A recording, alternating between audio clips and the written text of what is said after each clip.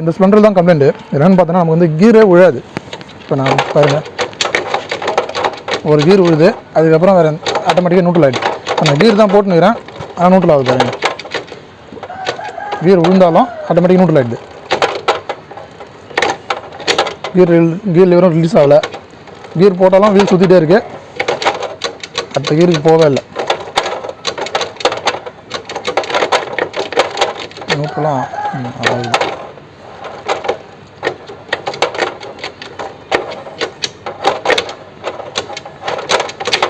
ஒரே ஒரு கீர் தான் இருக்குது, அடுத்த கீருக்கு மாறவே இல்லை. இது ரன்னிங்கில் வந்து ஆட்டோமேட்டிக்காக நியூட்ரலாம் ஆகிடுது. சில நேரத்தில் கீரே உள்ள வண்டி ஓட்ட முடியல.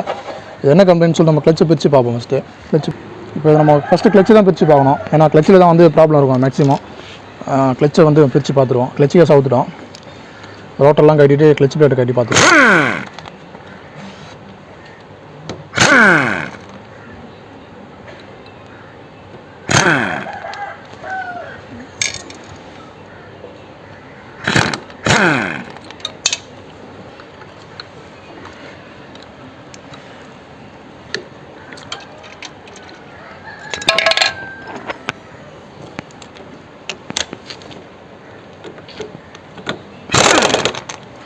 ரோட்டர் நட்டே கட்டிட்டோம், ரோட்டர் வெளியே எடுத்துடலாம்.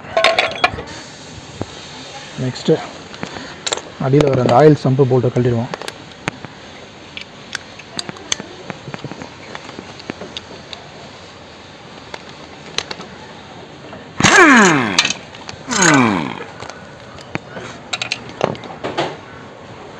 இந்த ஆயில் சம்பு, அடுத்து கிளச்சு போல்ட்டெல்லாம் கட்டி எடுத்துடலாம்.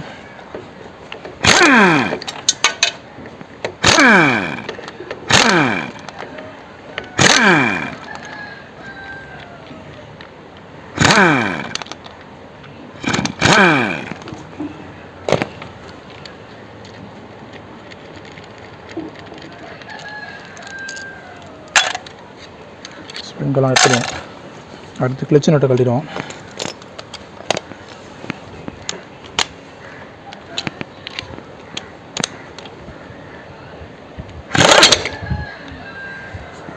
கிளச்சு நட்டை கட்டிடுவோம். அதோட வாஷரு, கிளச்சு பிளேட்ஸ்லாம் வெளியே எடுத்துடுவோம்.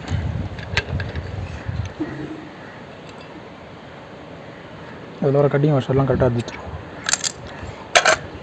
இந்த உள்ள வர பிளேட் வாஷர் எடுத்துகிட்டு கிளச் ஹவுசிங் வெளியே எடுத்துடலாம். இதில் தான் கம்ப்ளைண்ட்டு. இங்கே பார்த்தா தெரியும் உங்களுக்கு, இந்த கியர் ஸ்டாப்பர் வந்து உடஞ்சிருக்கு. தொடச்சி காட்டுறேன். இந்த கியர் ஸ்டாரில் வரக்கூடிய அந்த ஸ்டாப்பர் வந்து கட்டானதுனால நம்ம கியர் வந்து கரெக்டான பொசிஷனில் நிற்கலை. ஃபஸ்ட் கியர் போட்டால் ஃபஸ்ட் கியரில் நிறுத்தும், இது செகண்ட் கியர் போட்டால் செகண்ட் கியரில் நிறுத்தும். அந்த மாதிரி நிறுத்தாததுனால கியர் வந்து ஆட்டோமேட்டிக்காக அது நியூட்ரல் ஆகிடுது. இப்போ பார்த்தீங்கன்னா தெரியும், சரியாக அது ஒரு பொசிஷனில் நிற்கலை. அதுதான் பிரச்சனை. நம்ம இந்த கியர் ஸ்டாப்பர் மட்டும் கரெக்டாக மாற்றணும்னா வேலை முடிஞ்சிடும். இப்போ மாற்றிடுவோம். இப்போ நம்ம இந்த 5 அலங்கி கழட்டணும்னு வச்சுக்கோங்களேன், அந்த ஸ்டாப்பர் வெளில வந்துடும். இது எல்லாமே ஹீரோண்டாவில் 160 பைக் எல்லாத்துலேயும் கிட்டத்தட்ட ஒரே மாதிரி தான் இருக்கும்.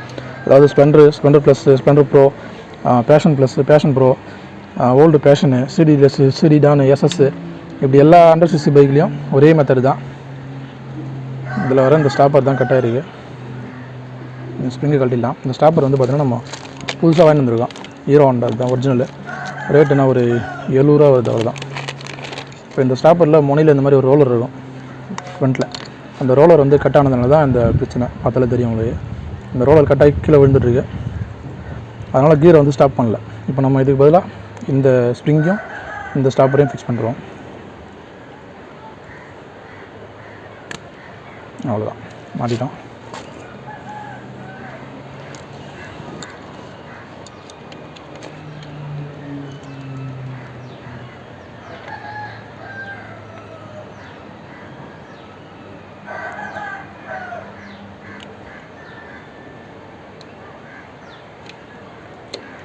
இப்போ நம்ம ஒரு கியருக்கும் கரெக்டாக ஸ்டாப் பண்ணோம். ஓகே, ஒரு டிஃப்ரெண்ட் பார்த்தாலே தெரியும். இந்தளவுக்கு இது உடஞ்சி போனதுனால தான் இது வந்து வேலை செய்யலை. இப்போ நான் கியர் போடுறேன் 10%.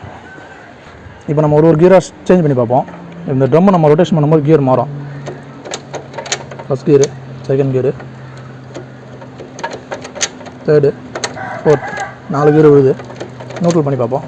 Third, second, first, neutral. இப்போ நம்ம அந்த உடஞ்சி விழுந்த அந்த இன்னொரு பிசுறு இருக்குது பார்த்தீங்களா, அந்த பிசுரை வந்து எடுத்துடலாம். அது நம்ம மேக்னெட் யூஸ் பண்ணி இதில் இருக்க எல்லா பிசுருமே வந்து எடுத்துருவோம். இது மாதிரி சின்ன சின்ன பிசுரெலாம் மேக்னெட்டில் ஒட்டிட்டு வந்துடும். பார்த்தீங்கன்னா தெரியும், ஃபுல்லாக பிசுறு தான். இது எல்லாத்தையும் மேக்னெட் வச்சு எடுத்துடலாம்.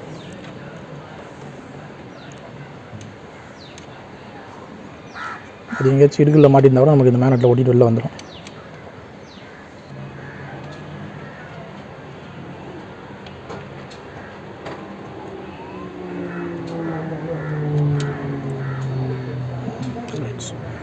இது ஒரு பாருங்க, இதுதான் அந்த பாதி, இன்னொரு பாதி உடஞ்ச பாதி.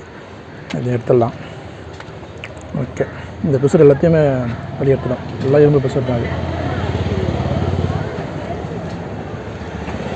ஓகே ஃப்ரெண்ட்ஸ், இப்போ நம்ம கியர் ஸ்டாப்பர் மாற்றிட்டோம். அடுத்து இந்த கிளச்சு கேஸ்கெட்லாம் க்ளீன் பண்ணிட்டு கிளச்சு அசம்பிள் பண்ணிடலாம். கேஸ்கெட் எல்லாத்தையும் பழைய கேஸ்கெட்லாம் சுரண்டி எடுத்துட்டோம் எல்லாத்தையும். இப்போ கிளச்சு அசம்பிள் பண்ணுவோம். ஃபஸ்ட்டு கிளச் ஹவுசிங் ஃபிக்ஸ் பண்ணிட்டு அதுக்கடுத்து ஒரு பிளேட் வாஷரு, அதுக்கடுத்து 2 கட்டிங் வாஷர் வரும்.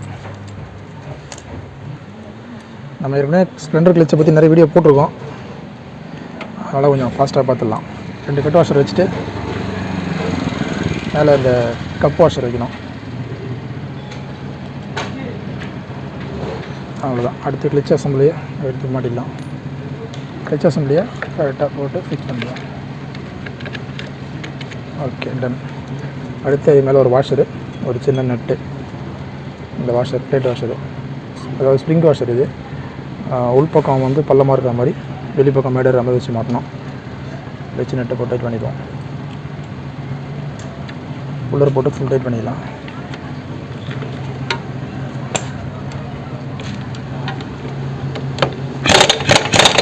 ஓகே, ஃபுல் டைட் ஆயிடுச்சு. அடுத்து ப்ரெஷர் பிளேட்டோட ஸ்ப்ரிங்கை போட்டு ப்ரெஷர் பிளேட்டை மாட்டணும். 4 ஸ்டட்டுக்கும் 4 ஸ்ப்ரிங்கு வரும்.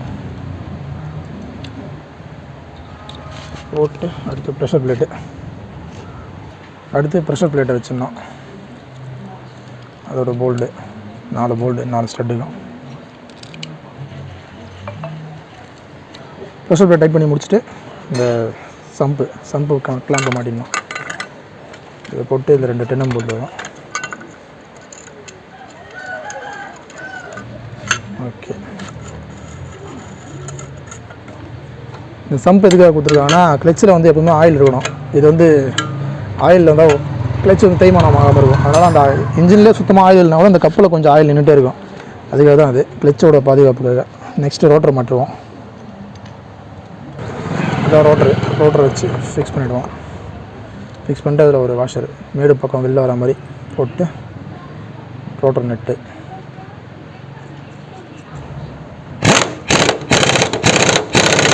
ஓகே, டைட் பண்ணி வச்சு அடுத்து ரோட்டர் பிளேட்டை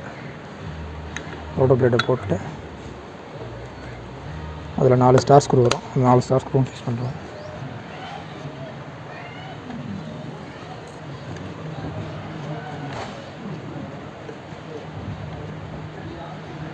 ஓகே, கேஸ் கட்டை கரெக்டாக டபுள் பின்னில் செட்டிங் பண்ணிட்டு அந்த க்ரீஸ் வச்சு ஓட்டிட்டோம்னா கரெக்டாக நிற்கும், ஹோல்ஸில் மாறாது. அவ்வளோதான். நெக்ஸ்ட்டு கிளச் கேஸை கவர் பண்ணுறோம். ஓகே, நெக்ஸ்ட்டு கிளச் போல்டு எல்லாத்தையும் போட்டுடலாம்.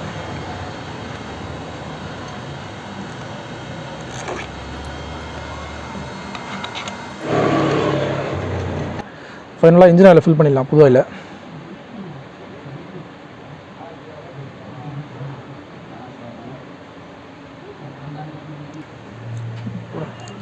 ஆயில் கேப்பை போட்டுருவோம்.